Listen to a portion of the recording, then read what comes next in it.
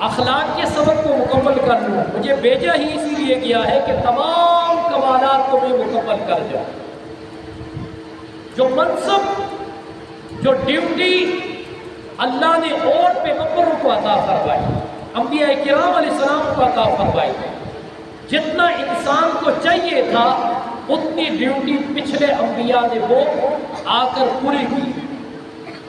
لیکن قیامت تک جس کو جو دین ملنا تھا اللہ تبارک و تعالیٰ نے وہ تاجدار ختم نبوت کے ذریعے سے مکمل فرمایا۔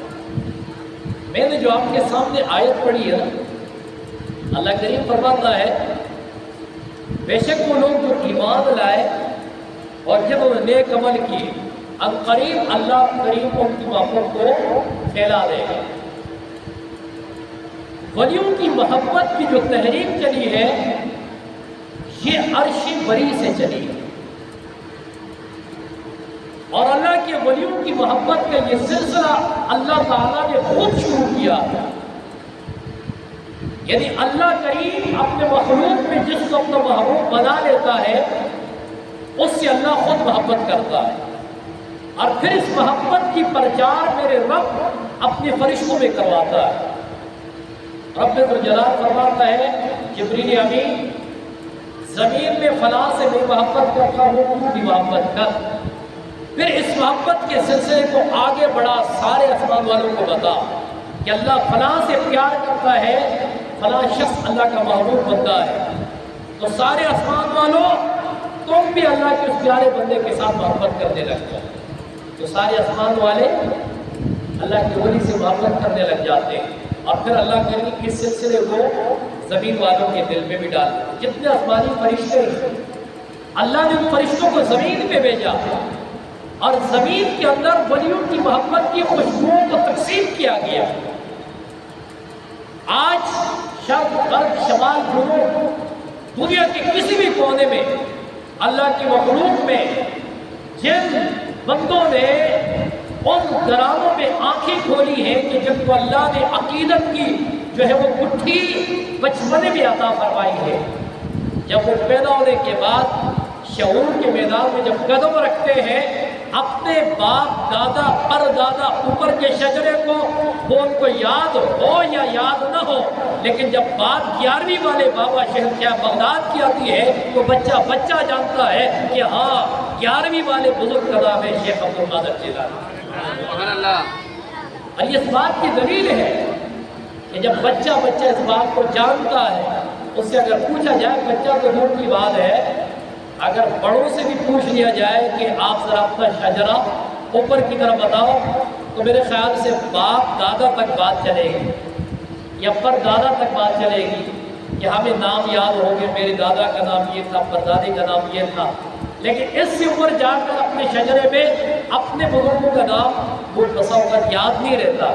لیکن اللہ تعالیٰ نے جس کو مقام ولایت کے اعلیٰ منصب میں فائز فرمایا ہے وہ دنیا کے کس کونے میں ہے، لیکن جب بچہ شعور کے میدان میں قدم رکھتا ہے وہ بھی جانتا ہے کہ ہاں شیخ عبد القادر جیلانی رضی اللہ تعالیٰ عنہ یہ ولیوں کے امام ہیں۔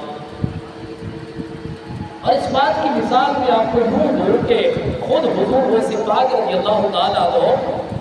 آپ فرماتے ہیں کہ وَكُلُّ وسلم بدر الکمال،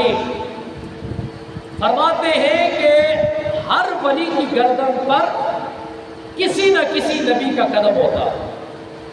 اور اللہ نے جو مجھے قدم عطا فرمایا ہے وہ بدر الکمال، وہ 14ویں چاند کی طرح چمکتے ہوئے آمنہ کے لال کا قدم عطا فرمایا۔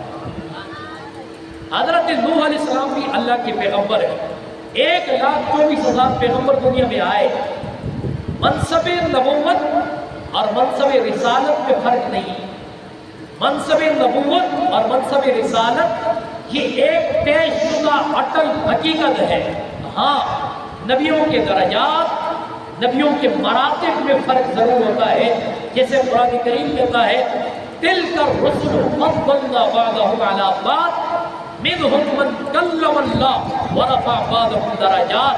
یہ رسول جن میں بعض کو بعض پر اللہ نے فضیلت دی، بعض کے ساتھ اللہ نے کلام فرمایا اور بعض کے درجات کو بلند فرمایا۔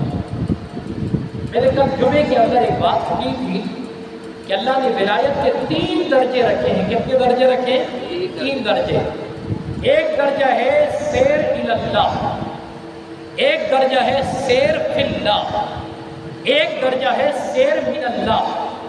جو سیر الی اللہ ہے وہ یہ ہے کہ بندہ اپنی تمام تر خواہشات لذتوں کو منقطع کر کے وہ اپنی ہر سانس کو اللہ کی بندگی کے لیے وقف کر دیتا ہے، اللہ کی رضا اور خوشنودی کے لیے وقف کر لیتا ہے، اور وہ سیر الی اللہ کا مسافر بن جاتا ہے. اور جب وہ اس ولایت کی سیڑھی کو جب کراس کر لیتا ہے تو اس کے بعد اس کو سیر فی اللہ کا درجہ نصیب ہوتا ہے. اور سیر فی اللہ کا درجہ یہ ہے کہ وہ اللہ کے جلووں میں مست ہو کر اللہ کی بندگی اختیار کر رہا ہوتا ہے. اور پھر سیر من اللہ یہ ہے کہ جو اللہ کے جلووں میں مست ہو کر اس بارگاہ سے پلٹ کر اللہ کی مخلوق کی طرف آتا ہے. یہ سیر من اللہ ہے. تو فرمایا کہ بعد الصحابہ، یعنی صحابہ کے بعد تابعین، تبع تابعین، اور پھر ائمہ مجتہدین، اولیاء کرام، لیکن سیر من اللہ نہیں بنے تو یہی وجہ ہے کہ بڑے بڑے بزرگ گزرے ہیں صحابہ کے بعد، لیکن ان کے نام اور ذکر کو ہم نہیں جانتے. وجہ یہ ہے کہ وہ سیر من اللہ کے مصداق نہیں بنے. لیکن اللہ نے جن کو سیر من اللہ کا مصداق بنایا تو وہ کس صورت میں بنایا؟ وہ شہنشاہ بغداد حضور غوث پاک کی صورت میں بنایا. یہی وجہ ہے کہ جب اللہ سے فیض لے کر اور پھر معرفتی الہی کے فیض کو آگے وہ مخلوق میں تقسیم کرنے کے لیے جب مخلوق کی طرف آئے تو اللہ تبارک و تعالیٰ نے ان کی اس مقام کے مطابق، مرتبے کے مطابق اپنے بندوں کے دلوں میں ان کی محبت کو پیدا فرمایا. حضرت نوح علیہ السلام اللہ کے پیغمبر تھے. 950 سال تبلیغ کیا، اور 950 سال کے بعد تبلیغ کے اوپر جتنے لوگ ایمان لائے، دین میں داخل ہوئے، وہ محدود تعداد کے مطابق تھے، محدود تعداد کے مطابق. سیر الی اللہ فی اللہ من اللہ، تینوں کے مصداق نوح علیہ السلام کی ذات. نوح علیہ السلام کی نبوت بھی کمال کی، رسالت بھی کمال کی. نوح علیہ السلام اس کے باوجود جب مخلوق میں پرچار کرتے ہیں اللہ کے پیغام کی تو وہاں مخلوق میں جو تعداد بنتی ہے وہ محدود تعداد بنتی ہے. لیکن دوسری طرف سیر الی اللہ، سیر فی اللہ، سیر من اللہ اگر پیارے آقا علیہ السلام کی دیکھی جائے تو پھر پیارے آقا علیہ السلام آپ نے 950 سال کو درکنار آپ نے 40 سال کے عرصے میں اعلان نبوت کیا، اور 23 سال کے عرصے میں آپ نے دین کا گلدستہ قائم کیا. ایسا دین قائم فرمایا کہ سارے ادیان منسوخ ہو گئے، اور قیامت تک اللہ نے جو دین کو باقی رکھا وہ صرف دین اسلام کو باقی رکھا. اس لیے جو نبی بھی آیا تو کسی نبی نے یہ نہیں فرمایا کہ میں نے دین کو مکمل کر دیا. ہر نبی آ کر